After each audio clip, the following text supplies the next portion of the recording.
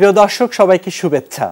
Dhaka metropolitan পুলিশের ৪৮তম প্রতিষ্ঠা বার্ষিকী উপলক্ষে এনটিভির বিশেষ অনুষ্ঠানে আমি আপনাদের স্বাগত জানাচ্ছি। দর্শক, আজকে আমাদের স্টুডিওতে আছেন ঢাকা মেট্রোপলিটন পুলিশের অতিরিক্ত police commissioner doctor Khandakar Mohiuddin.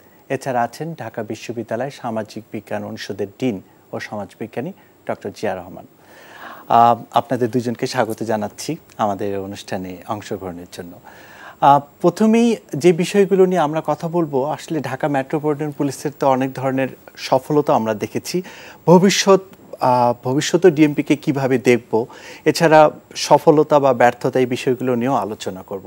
প্রথমে মহিউদ্দিন, আপনার কাছে আসব যে আসলে এই যে ৪৮তম প্রতিষ্ঠা বার্ষিকীতে আমরা যে ডিএমপিকে দেখছি, সামনের দিনে ডিএমপিকে কেমন দেখব, বা এই ডিএমপির পথ চলা নিয়ে আপনি যদি কোনো মন্তব্য করতেন। ধন্যবাদ আপনাকে, ধন্যবাদ আমাদের সমস্ত দর্শক শ্রোতাদের। এনটিভিকে আমি শুভেচ্ছা জানাচ্ছি। আর আমার বক্তব্য শুরুতেই আমি শুভেচ্ছা জানাচ্ছি এই মহানগরের প্রায় ২ কোটি মানুষকে, যারা আমাদের ঢাকা মেট্রোপলিটন পুলিশের সাথে প্রতিদিনের কার্যক্রমের সাথে সংশ্লিষ্ট। এই আমরা জানি যে আমাদের ঢাকা মেট্রোপলিটন পুলিশ এটি ৪৮ বছর আগে প্রতিষ্ঠা করা হয়েছিল ১ ফেব্রুয়ারি, এবং সেটি ৪৮ বছর পেরিয়ে এখন ৪৯ বছরের দিকে যাচ্ছে। সেই সন্ধিক্ষণে সেই জায়গায় আমরা এখন আছি। আমাদের এই দীর্ঘ পথ চলার মধ্যে অনেক পরিবর্তন আছে, অনেক উন্নতি আছে। আমাদের প্রচেষ্টা ছিল শুরু থেকে, আমাদের 76 যে অর্ডিন্যান্স হয়েছিল, সেই অর্ডিন্যান্সের আলোকে এখানে আইন প্রয়োগ থেকে শুরু করে মানুষের, মহানগরবাসীর যে সেবার প্রত্যাশা, সেগুলো পূরণের চেষ্টা করা হয়েছে। আপনি যেটি বলছিলেন যে আগামী দিনগুলোতে ঢাকা মেট্রোপলিটন পুলিশ এই মেগা সিটির প্রায় ২ লক্ষ সিটি ডুয়েলার যারা আছেন তাদেরকে কীভাবে সার্ভিস দেবেন। আমরা আসলে এখন তো প্রযুক্তির, ইনফরমেশন টেকনোলজির যুগের মধ্য থেকে যাচ্ছি, এবং আমাদের যে সনাতনী যে অপরাধের যে ধরন, সেটি পাল্টেছে। মানুষের জীবনের চাহিদা পাল্টেছে, মানুষের রুচিবোধ পাল্টেছে। সব কিছু মিলিয়ে সেটি সময়ের সাথে সাথে কিন্তু পরিবর্তন হয়েছে, এবং আগামী দিনগুলো হবে আমাদের জন্য আরও চ্যালেঞ্জিং আমি মনে করি।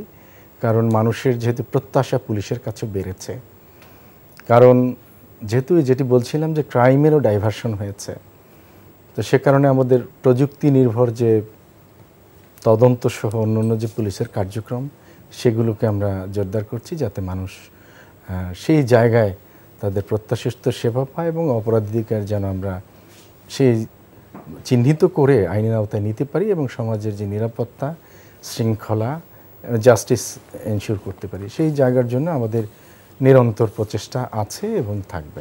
আপনার কাছে আবার আসবো। আসলে ডিএমপির তো অনেক বিষয় আছে আলোচনা করার, চ্যালেঞ্জগুলো কি আপনি যে অলরেডি বলেছেন। তার আগে আপনার কাছে আসবো যে ডিএমপির সফলতা বা ব্যর্থতাকে আপনি কিভাবে মূল্যায়ন করবেন।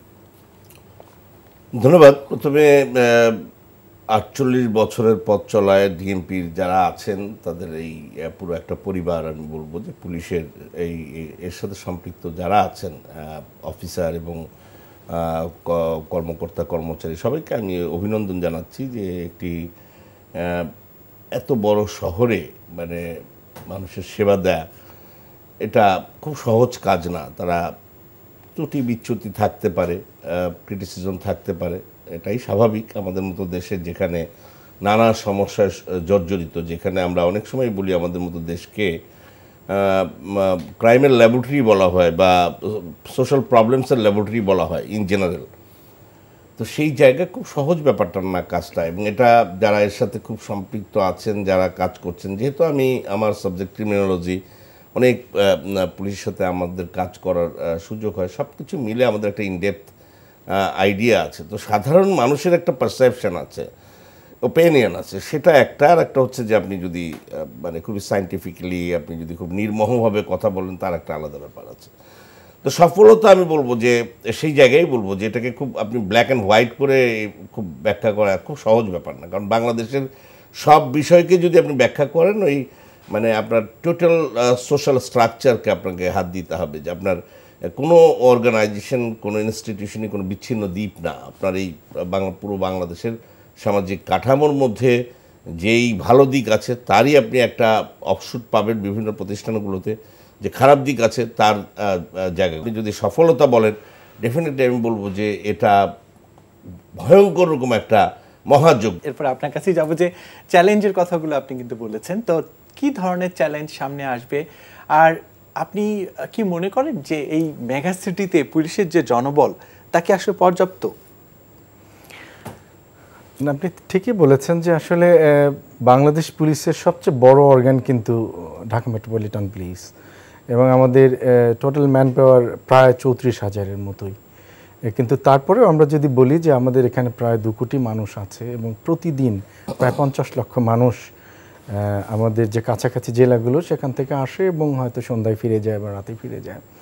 তো সেই জায়গায় যেহেতু আমাদের এই মানুষগুলোর দৈনন্দিন সকল কার্যক্রমের সাথে পুলিশের সংশ্লিষ্টতা আছে, তো আমাদের 24 ঘন্টা 7 দিন 24 ঘন্টায় আমাদের এ নিয়েই থাকতে হয়, এবং বলা যায় যে 365 দিনই আমাদের একই রকম। যেদিন ঈদের দিন সবাই মনে করে আনন্দ, সেদিন আমাদের ব্যস্ততা বেশি। গতকালকে আমাদের ডিএমপি হেডকোয়ার্টার্সে মিটিং ছিল 6টায়, গত পরশু দিন ছিল সন্ধ্যা 7টায়, তখন মিটিং স্টার্টেড। আমাদের তো আসলে কোনো টাইম টেবিল কিছু নেই। এখন প্রশ্ন হলো যে তাহলে কি আমরা চ্যালেঞ্জ ছেড়ে দেবো? Of course not. আপনি যদি দেখে থাকবেন যে ঢাকা মেট্রোপলিটন পুলিশ এখন বর্তমান সময়ে আমাদের 2016 সালে হোলি আর্টিজান থেকে শুরু করে অনওয়ার্ড যে আমাদের যে সাফল্য আছে সেটি কিন্তু সারা বিশ্ব আমাদের রিকগনিশন করেছে, এবং সেটি কিন্তু আমাদের দেশের মানুষের মধ্যেও আমি মনে করি যে এক ধরনের যে নিরাপত্তার যে সেন্স সেটিকে কিন্তু তাদেরকে ইনস্টল করেছে। তো সেই জায়গা থেকে আমাদের বহির্বিশ্বে অনেকেই জানতে চায়। আমি মনে করি যে এই যে অর্জনটি সেটি আসলে হঠাৎ করে হয়নি। আমাদের প্রফেশনাল যে স্ট্যান্ডার্ড সেটিকে আমরা আসলে আপগ্রেড করার জন্য, তারপরে সেটিকে শানিত করার জন্য আমরা প্রতিনিয়ত কাজ করি। শুনলে ভালো লাগবে যে আমাদের অনেক অফিসার, আমরা তো দেশের বাইরেও ইউনাইটেড নেশনসে কাজ করেছি এবং করছি, এবং আমাদের কিন্তু সবাই জানে যে আমাদের সেখানেও সুনাম আছে। আপকামিং যে চ্যালেঞ্জ আসবে সেটি হলো আমরা গ্লোবাল ভিলেজে আছি। আসলে একটি স্মার্টফোনই কিন্তু এখন সারা পৃথিবীকে একত্রিত করে রাখছে। তো যে you can see the world sitting in your chair, is very simple. So আপনাকে সেই কারণে যারা অপরাধী, they are also using the device, তারাও কিন্তু স্মার্টফোনটি ব্যবহার করছে, এবং সে কারণে শিফট হচ্ছে। ক্রাইম এখন আপনার ইলেকট্রনিক ডিভাইসের দিকে চলে যাচ্ছে। সেজন্য আমাদের ঢাকা মেট্রোপলিটন পুলিশে দেখবেন যে আমাদের ইলেকট্রনিক, যেহেতু ডিজিটাল বাংলাদেশের অংশ, আমরা অনেক পথ পেরিয়ে আসছি। আমরা 2030 সালে আমরা মধ্যম অর্থনীতির দেশে যাব। বাই দিস টাইম আমরা পৃথিবীর 32তম ভারী অর্থনীতির দেশ। আমাদের মাথা পিছু আয় প্রায় 2800+, 2850-এর মতো ইউএসডিতে পৌঁছেছে। সো সেই কারণে যে আপকামিং যে চ্যালেঞ্জগুলো আসবে, ক্রাইমগুলো আসবে, সেগুলোও কিন্তু আমাদের ওইভাবে আসবে, ওইভাবে পরিকল্পনা রাইট। 2041 সালে যদি আমরা উন্নত বাংলাদেশের যেটি হবে, আমরা আশা করি যে একটা স্মার্ট বাংলাদেশ হবে, স্মার্ট পুলিশ হবে, এবং আলটিমেটলি স্মার্ট ডিএমপিও আমরা পাবো, এবং সেই লক্ষ্যে আমরা আছি। একটা খুব গুরুত্বপূর্ণ বিষয়, আমি নিজেও একজন সংবাদকর্মী হিসেবে বলতে চাই যে পুলিশের স্বাস্থ্য সুরক্ষার যে বিষয়টি, ঢাকায় বায়ু দূষণে আমরা সম্প্রতি রিপোর্ট করছি যে এখন ওয়ার্ল্ডের মধ্যে 1 নম্বর দেশ। ট্রাফিক পুলিশ কিন্তু এই ধুলাবালির মধ্যেও ডিউটি করছে। তো আমাদের কাছে যে ইনফরমেশন এসেছে, অসংখ্য পুলিশ কিন্তু স্বাস্থ্য ঝুঁকির মধ্যে রয়েছে। তা আমার প্রশ্ন হচ্ছে, এই স্বাস্থ্য ঝুঁকি মোকাবেলায় পুলিশের পক্ষ থেকে আসলে ডিএমপি পুলিশের আপনারা কি দায়িত্ব গ্রহণ করছেন? পাশাপাশি আরেকটি বিষয় চলে আসে যে শুধু ট্রাফিক পুলিশ না, সাধারণ পুলিশও, কারণ ফিল্ড লেভেলে যারা কাজ করে বা আপনাদেরকেও কিন্তু প্রয়োজনে মুভমেন্ট করতে হয়। তো এই দূষণের এই শহরে নিজেদেরকে রক্ষায় আপনারা আসলে কোনো কিছু ভাবছেন কিনা? আপনি একেবারে একটি গুরুত্বপূর্ণ জায়গায় হাত দিয়েছেন, আসলে যেটি জায়গাটি আমাদের বলা হয় না একদমই। আমি ইউনাইটেড নেশনসে একবার টেনেসিতে একটি কনফারেন্সে অ্যাটেন্ড করেছিলাম। সেটি হলো যে ছিল যে ট্রেনিং ডিরেক্টরস কনফারেন্স। ওখানে একজন প্রেজেন্টার, ইউএসের এক পুলিশ অফিসার, সে একজন ইনস্ট্রাক্টর ট্রেনিং ইনস্টিটিউটের। উনি দেখালেন যে ওনাদের একটা রিসার্চ থেকে দেখা গেছে যে ওখানকার যে পুলিশ অফিসার তাদের লাইফ এক্সপেক্টেন্সি সাধারণ মানুষের চেয়ে 9 বছর কম। এখন বাংলাদেশে যদি বলেন আমাদের পুলিশ অফিসারদের, আমাদের তো আসলে সেই ধরনের কোনো পরিসংখ্যানগত দিক নেই, কিন্তু আজকেও আমি আমাদের ডিএমপি হেডকোয়ার্টার্সে আমাদের বেশ কিছু কল্যাণ তহবিলের আর্থিক সহায়তা দেওয়া হচ্ছে যারা অসুস্থ। এখন এই অসুস্থতার যে বিষয়টি আসলে আমাদের যেহেতু 8 ঘন্টা নয়, আমরা 12 ঘন্টা 16 ঘন্টাও কাজ করে থাকি, আর আমাদের এখনও সারা বাংলাদেশেও ইউনাইটেড নেশনসের যে স্ট্যান্ডার্ড আছে যে 400 জন মানুষের জন্য একজন পুলিশ থাকবে। আমাদের এটি 13-14 বছর আগে ছিল, এটি 13 বছর আগে ছিল 1200-তে একজন, এখন সেটি 800 প্লাস মাইনাস একজন চলে আসছে। স্টিল আমরা কিন্তু আমাদের যে ইউএন স্ট্যান্ডার্ড বা ওখানে যেটা বলা আছে তারও অর্ধেক জায়গাতে আছি। তো সেজন্য আমি মনে করি যে নিশ্চয়ই সেই কারণে আমাদের লোড বেশি নিতে হচ্ছে, হয়তো সময়ের পরিক্রমায় সেটি বাড়বে। আর স্বাস্থ্যের ব্যাপারে আমাদের সরকারের পক্ষ থেকে আমাদের স্বাস্থ্যের জন্য সাহায্য দেওয়া হয়, যে আমাদের কোভিডকালীন সময় দেওয়া হয়েছে, মাস্ক দেওয়া হয়েছে, তারপরে আমাদের ভ্যাকসিন দেওয়া হয়েছে, অন্যান্য সুযোগ সুবিধা দেওয়া হয়েছে। কিন্তু প্রকৃতপক্ষে আমরা যখন while we discharge hour duties, ওই সময় কিন্তু actually we are not protected.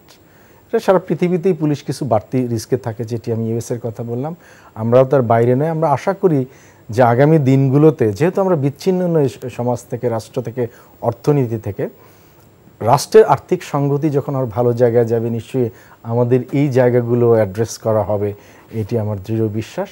তবে আমরা চেষ্টা করছি আমাদের পক্ষ থেকে স্বাস্থ্য সচেতনতার জন্য আমাদের যে কল্যাণ সভা হয় বা অন্যান্য যে অ্যাসেম্বলিগুলো হয়, সেই জায়গাগুলোতে আমাদের যে নির্দেশনা দেওয়ার, সেগুলো দেওয়ার চেষ্টা করি। আমাদের সরকারের পক্ষ থেকে ওষুধপত্র, চিকিৎসা সাহায্য সেটি করা হয়। এবার আপনার কাছে আসবো, বলবো যে আপনি তো সফলতার কিছু দিক, অনেকগুলো দিকই বলেছেন, পাশাপাশি ব্যর্থতার কোনো কিছু কি চোখে পড়ে কিনা আপনার?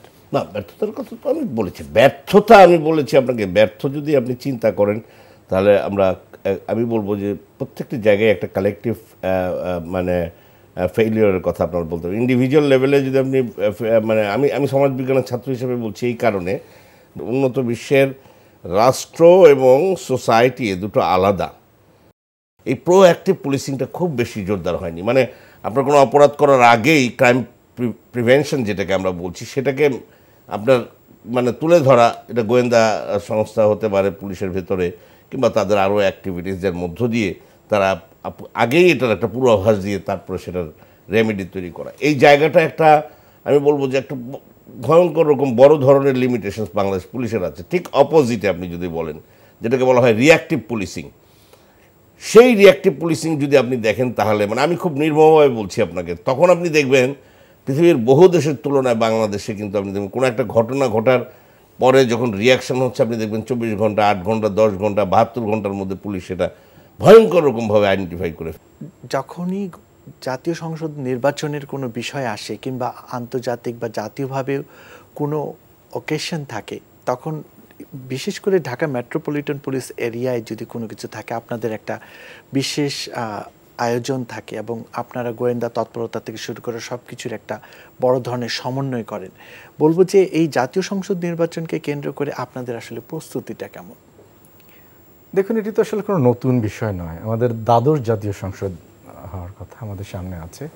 আপনারা দেখেছেন যে আমরা প্রতিটি জাতীয় সংসদ হোক, স্থানীয় সরকার হোক, আর যেই নির্বাচনই হোক, সেটির জন্য পুলিশের পক্ষ থেকে ল অ্যান্ড অর্ডার কন্ট্রোল করার জন্য, ইন্টেলিজেন্স কালেকশন করার জন্য, তারপরে যাতে কোনো ধরনের কনফ্লিক্ট না হতে পারে সেটার জন্য প্রোগ্রাম তৈরি করার থেকে শুরু করে ফোর্স ডিপ্লয়মেন্ট, সবগুলো কাজ করা হয়। এবং এগুলোর প্রস্তুতি আমাদের অবশ্যই আমরা জানি যে কখন নির্বাচন হবে, এবং সেই জন্য আগে থেকে যে প্রস্তুতি নেওয়া দরকার সেগুলোর জন্য অনেক বিষয় আছে। যেমন ধরেন ম্যান পাওয়ারের বিষয় আছে, লজিস্টিক্সের বিষয় আছে, ইন্টেলিজেন্সের বিষয় আছে, তারপরে আমাদের ডিপ্লয়মেন্টের বিষয় থাকে। আমরা কোনোটাকেই কিন্তু বাদ দিই না কখনো, এবং নিশ্চয়ই আগামী দিনগুলোতেও সেরকম হবে না। তার কারণ এটি আমাদের উপর অর্পিত দায়িত্ব যে আইন শৃঙ্খলা ঠিক রাখা, জনমনে সিকিউরিটি সেন্সকে স্ট্রং রাখা, যাতে তারা ভোট কেন্দ্রে যায়, মানুষ যাতে গণতান্ত্রিক প্রক্রিয়ার সাথে তাদের যে থাকা সেটি যেন স্মুথ হয়, সেটির জন্য বাংলাদেশ পুলিশের পক্ষ থেকে তথা ঢাকা মেট্রোপলিটনের পক্ষ থেকে আমাদের সকল প্রকার আয়োজন আমরা রাখব। পুলিশেরই তথ্য মতে আমাদের কাছে যেটা এসেছে যে চুরি এবং ছিনতাইয়ের ঘটনা নগরীতে অনেক বেড়ে গেছে। তো বলবো যে আপনাদের তো ইন্টেলিজেন্স, অবশ্যই আপনারা সব অপরাধের পেছনের ঘটনা নিয়ে গবেষণা করেন, তো এই চুরি এবং ছিনতাইটা বেড়ে গেল কেন, বা এটা যেন কন্ট্রোলে চলে আসে এই জন্য আপনাদের পদক্ষেপ কি? আসলে চুরি বা ছিনতাই আসলে তো মানুষের ইনস্টিংক্ট কিছু বিহেভিয়ার আছে, কিছু মানুষ তো কাজ করতে চায় না বা এই ধরনের পেশাকে বেছে নেয়। এখন প্রশ্ন হলো যে তারা কেন সুযোগ নিতে পারবে। সেজন্য আমাদের পক্ষ থেকে আমি বলবো যে খুব বেশি বেড়ে গেছে তা না, এটি হয় কি কিছুটা ওয়েভের মতো চলে, হ্যাঁ, কখনো একটু বাড়ে, কখনো আবার আমাদের পক্ষ থেকে এক্সট্রা কেয়ার দেখা তখন কমে আসে।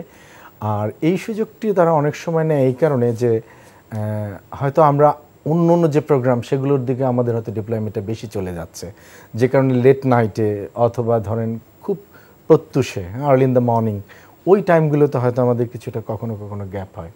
তো সেই জায়গা থেকে হয়, কিন্তু আপনি দেখবেন যে এটি ডিটেকশন কিন্তু ভালো। আরেকটি কথা উল্লেখ করা প্রয়োজন যে আপনারা জানেন সকলে যে বাংলাদেশের police is the 999 is very active, এবং আমি মনে করি যে বাংলাদেশের সকল মানুষ এবং ঢাকা মেট্রোপলিটনের যারা সম্মানিত নগরবাসী আছেন তারাও এটিকে প্রশংসিত করেছেন যে আমরা রেসপন্স করি। এর বাইরে কিন্তু আমাদের অন্যান্য যে সার্ভিসগুলো সেগুলোও কিন্তু আমরা বাড়িয়েছি, আমরা অ্যাটেনশন দেওয়ার চেষ্টা করছি। স্যার যেটি বলছিলেন যে প্রোঅ্যাক্টিভ পুলিশিংয়ের জন্য আমরা কিন্তু অনেকগুলো, আমরা উঠোন বৈঠক থেকে শুরু করে bit policing, community policing, service delivery system, তারপরে বয়স্ক শিশু ও নারীদের জন্য আলাদা ডেস্ক করা, তারপরে যারা আমাদের স্পেশাল চাইল্ড তাদের জন্য স্পেশাল কেয়ার নেওয়া, এই ধরনের কিন্তু বিভিন্ন জায়গায় আমরা প্রোঅ্যাক্টিভ কাজগুলো করছি। কিন্তু চাহিদা within the passage of time নতুন নতুন চাহিদা আসবে, সেগুলো আমরা মিট করব, এটাই আমাদের কথা।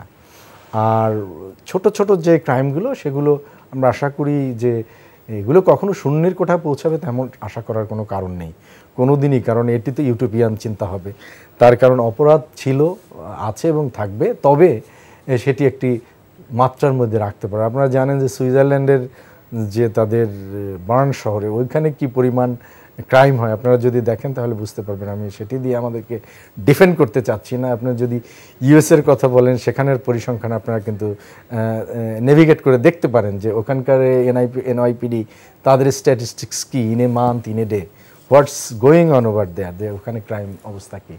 তো সেদিক থেকে আমরা বলি যে আমরা চেষ্টা করছি, আর নিশ্চয়ই আমাদের প্রচেষ্টা মানে এটা প্রবাহিত হবে এবং আগামী দিনগুলোতেও মানুষ ভালো থাকবে আশা করি। তবে প্রয়োজন কিন্তু যারা নগরবাসী তাদেরকেও কিন্তু সচেতনতা, তারপরে পুলিশকে সহায়তা করা, তারপরে সিকিউরিটি প্রোটেকশন, একটু সিকিউরিটি, এই পুলিশকে সহায়তা করার ব্যাপারে আমরা আবারও আপনার কাছে আসবো, কারণ এই পুলিশের সহায়তা করার ব্যাপারে নগরবাসী কি উদাসীন নাকি এগিয়ে আসে, এইটা নিয়ে আপনার কাছে আবার আসবো।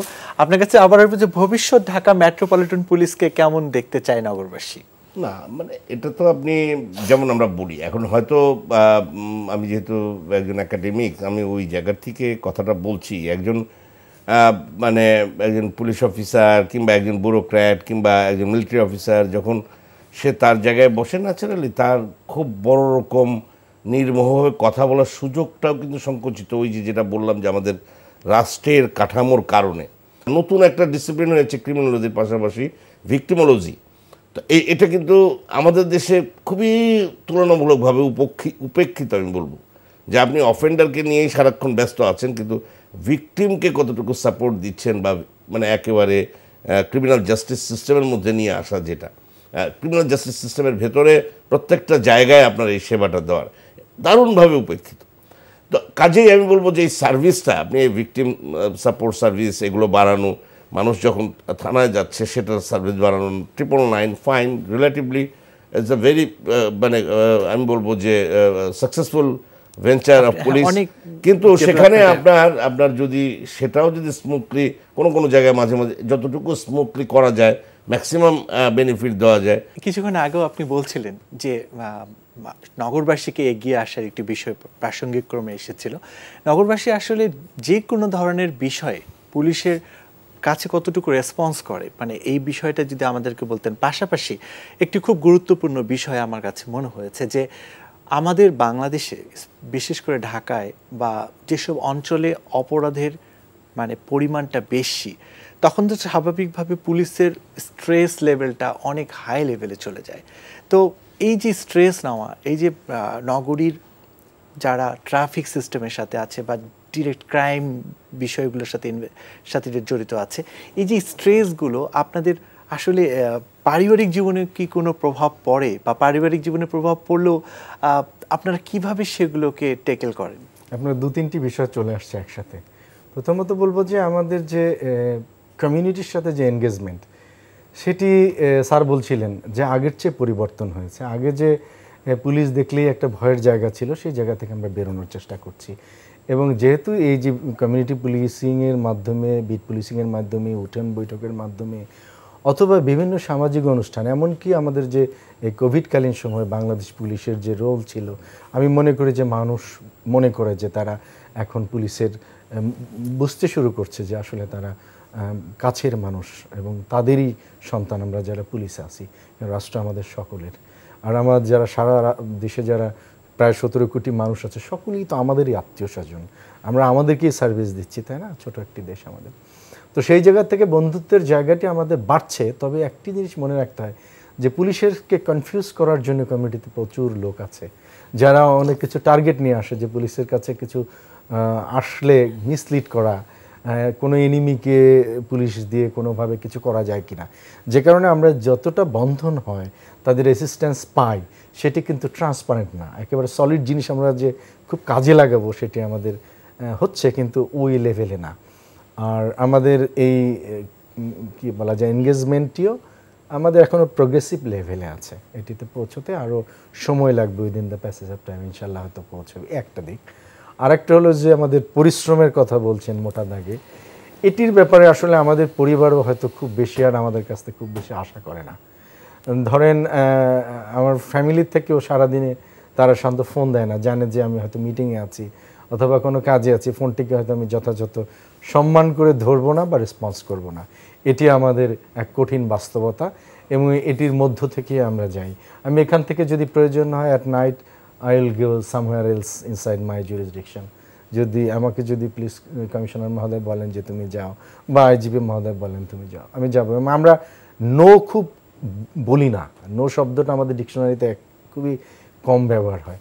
তো সেই কারণে আমাদের পরিবারকে তারপরেও আমরা চেষ্টা করি যতটুকু সময় থাকি ততটুকু সময় পরিবারের জন্য আমরা দেওয়ার চেষ্টা করি। তবে এটি ঠিক যে বাংলাদেশ পুলিশের সদস্যরা আসলে খুব স্বাভাবিকভাবে তাদের পরিবারের সাথে খুব সময় দেওয়ার সুযোগ পায় না।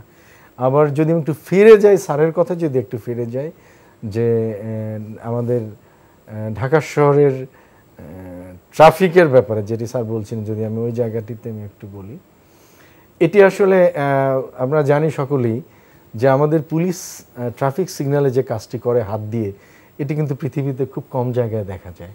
It's a very rare scene. কিন্তু তার কারণ ট্রাফিক ম্যানেজমেন্টটা মূলত দেখে ট্রাফিক ইঞ্জিনিয়ারিং ডিপার্টমেন্টগুলো, এবং তাকে সাপোর্ট করে আপনার সিটি কর্পোরেশন করে, তারপরে আমাদের ট্রান্সপোর্ট, আরবান ট্রান্সপোর্টের সাথে যারা আছে তারা করবে, রোডস অ্যান্ড হাইওয়েজ করবে, লোকাল গভর্নমেন্ট করবে, সবাই করবে। এটির যখন কাজকর্ম চলতে থাকবে, কোনো জায়গায় যদি আইনের ব্যত্যয় হয়, তখন এই মানে লটিকে এনফোর্স করবে, আইনটিকে প্রয়োগ করবে। এটি কিন্তু মূলত ট্রাফিক পুলিশের যে আইনি কনসেপ্ট, পুলিশের যে ল এনফোর্সার, কিন্তু সেই জায়গাটা আমাদের এখনও আমাদের পুরো শহরেই কিন্তু আমরা সকলে জানি। এটি আসলে আমি বলে আমার দর্শক শ্রোতাদের আসলে আমি বিরক্ত করতে চাচ্ছি না। তার কারণ হলো যেই পরিমাণে আমাদের জায়গা থাকা দরকার, সেটি যদি 25% হয়ে থাকে, সেটি আমার ইনফ্যাক্ট হয়তো 7-8% প্র্যাকটিক্যালি ইউজেবল, সেখান থেকে হয়তো 1-2% কম, হয়তো 5%। অলরেডি আমাদের দর্শকদের জন্য যে উত্তর আপনার কাছ থেকে চেয়েছিলাম পেয়ে গেছি। সেই জায়গায় আমি মনে করি যে সকলেরই উচিত যে যেখানে আছে সকলের মানে সুনাগরিক সুলভ আচরণ, এবং মেগাসিটির একজন নাগরিক সেই হিসাবে পুলিশকে যে জায়গাগুলোতে তাদেরকে টাই করা দরকার, তাদের অ্যাসিস্ট্যান্স দরকার, তাদের আমরা engagement দরকার, অনুষ্ঠানে সেটা একদম করা শেষ দিকে চলে এসেছি। আপনার কাছে একটি প্রশ্ন এবং স্যারের কাছে একটি প্রশ্ন নিয়ে অনুষ্ঠানটি শেষ করব যে আসলে আমরা যদি বলি যে স্মার্ট বাংলাদেশে এই ভবিষ্যতে আমরা স্মার্ট বাংলাদেশ আরও দেখতে চাই, সেক্ষেত্রে সাইবার অপরাধের পরিমাণ কিন্তু বাড়ছে। তো এই সাইবার অপরাধে দমনে প্রতিরোধে আপনারা কি ব্যবস্থা নিচ্ছেন এবং থানাকে গণমুখী করতেও আপনাদের পরিকল্পনা কি? একদম ছোট করে। একেবারে ছোট করে বলি যে সাইবারের ব্যাপারে উই আর ডিপলি কনসার্নড। এই আমি শুরুতেই বলছিলাম, আপনাকে দিয়েছিলাম যে ইনফরমেশন টেকনোলজি সারা পৃথিবীকে একটা ভিলেজ করেছে এবং অপরাধ এখন আমেরিকার থেকেও করা যায়, আপনার দূরে বসেও করা যায়।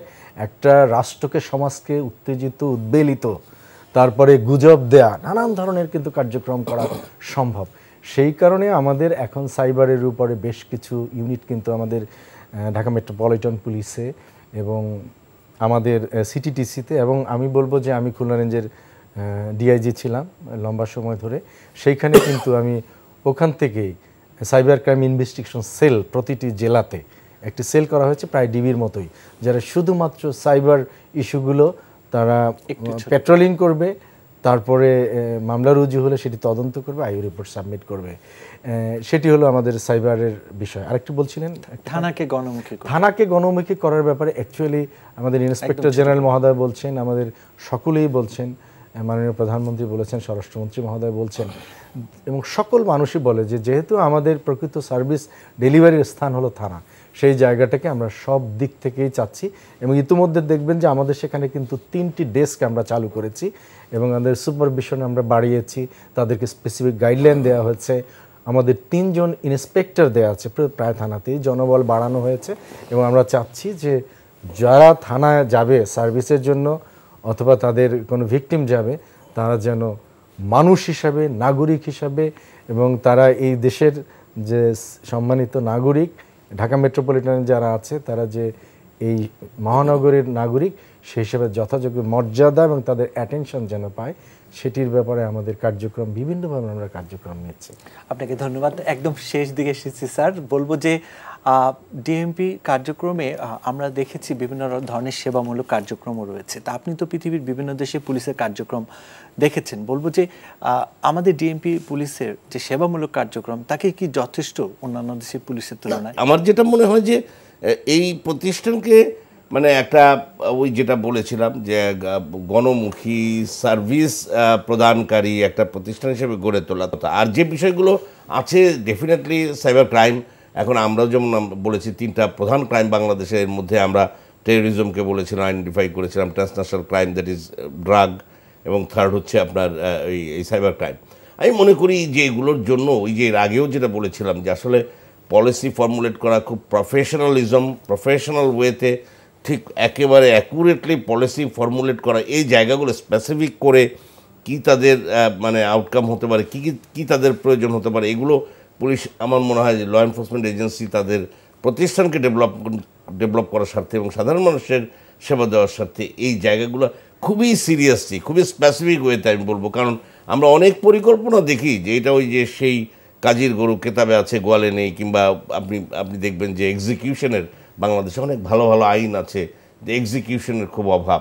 পুলিশের যত সফলতা আছে প্রত্যেকটি সফলতা আমার কাছে মনে হচ্ছে আন্তরিকতা, এবং সেখানে কিন্তু ফর্মাল জায়গার চাইতেও, প্রফেশনাল জায়গার চাইতেও মানে একেবারে ইনফর্মাল ওয়েতে যখন বা রিয়াক্টিভ পুলিশিংয়ের ক্ষেত্রে আমার কাছে মনে হচ্ছে যে তাদের সাফল্যটা সবচেয়ে বেশি। আপনাকে ধন্যবাদ, আপনাদের দুজনকে ধন্যবাদ আমাদের এই অনুষ্ঠানে থাকার জন্য। দর্শক, শেষ করলাম। আমরাও ভবিষ্যতে স্মার্ট পুলিশ দেখতে চাই বাংলাদেশে, এবং পুলিশ যেন জনগণের বন্ধু হতে পারে এবং পুলিশের কাছাকাছি সবাই যেন আসতে পারে, যে কোনো ধরনের তথ্য দিয়ে নগরবাসী যেন পুলিশের কাছে এগিয়ে আসে, এটাই প্রত্যাশা থাকবে। আজ এই পর্যন্তই।